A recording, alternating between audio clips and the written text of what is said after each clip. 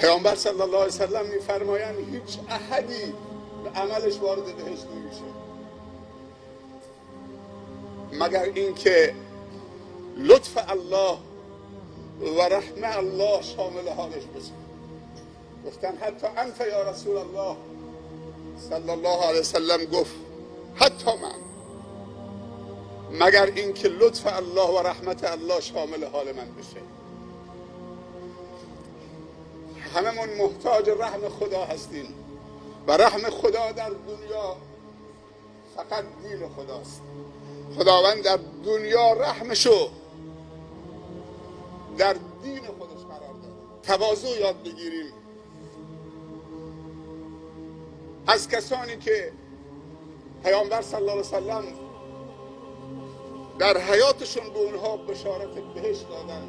ابوبکر صدیق رضی الله عنه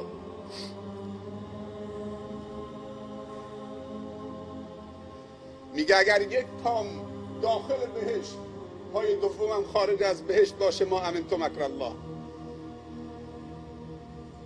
باز در امان نیستم تا اینکه هر دوتا پامو بگذارم. حضرت عمر فاروق رضی الله عنه میفرمایند اگر روز قیامت صدا بزنن که همه بهشتی ان به جز یک نفر، عمر فکر میکنه اون یک نفر عمره.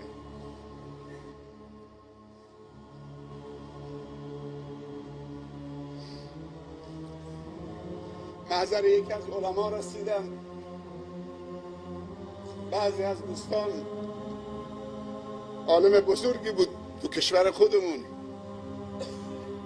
وقتی نشستن با هم صحبت کردن یک دفعه زیر گریه زد. گفتن جناب شیخ چرا گریه میکنید؟ گفت میترسم از سوء الخاتمه.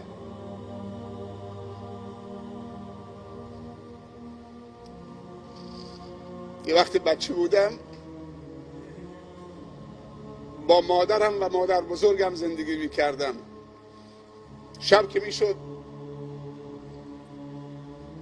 بین مادرم و مادر بزرگم بین این دوتا میخوابیدم، تا سرشون میگذاشتن میگفتن خدای نظر تو برنگردد.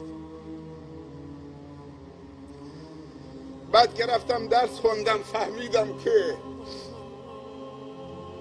معنی این جمله چیه؟ خدایا نظر تو برنگردد. اگر نظر خدا بر بگرده همه این تعریف و تمجیدها، این القاب و این اوصاف دردی رو دوا نمی‌کنه. بعضی از علما مداخل شیطان به نفس انسان رو 7 تا ذکر کردن که اولیش کبره. شیطان از یک دروازه و یک مدخل وارد نمیشه، نگاه میکنه تو کدوم قسمت ما مشکل داریم و ضعیفیم، از اونجا وارد میشه. با هر کدوم از ما از کانالی که میدونه میتونه متسلط بشه یا مسلط بشه وارد میشه. پس یکی از مدخلها کبره، مدخل دوم حسادته، مدخل سوم شهوته و شهوت 3 تا شهوته.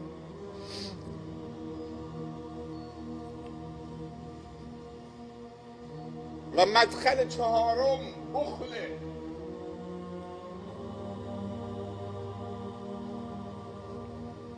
مدخل 5م غضبه.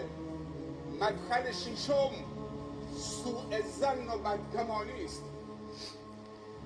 و مدخل 7م عجله هست.